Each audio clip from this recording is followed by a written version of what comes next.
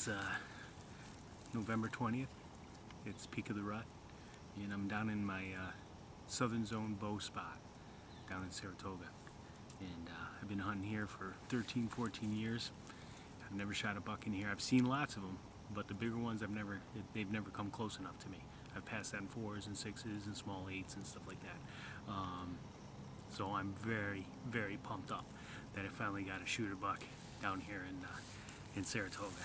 So he came out, he was fighting with another buck, and I could just barely see him out there. I didn't know if it was him or the other one.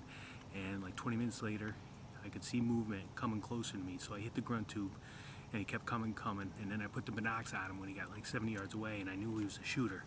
And he got to 55 yards, and he bedded right down. And I'm like, no, don't bed down.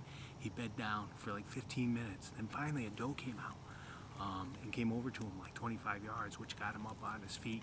He walked over to her. She ran back into the bedding area. He didn't go. He came towards me. And he got to about 40, 45 yards, and he turned, and he was going to head back into the bedding area, and I hit the grunt tube. If it wasn't for the grunt tube, I would have never got him.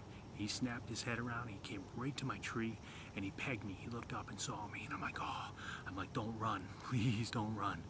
And I froze like a statue, and he knew something was up, but he turned broadside, and as he turned, I lifted up my bow, and he pegged me again. I'm like, oh.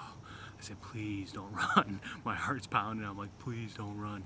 And he took a couple more steps broadside and then stopped. And I drew, and I just nailed him. And I gotta tell you what, the Rage broadheads are for real. I mean, the hole that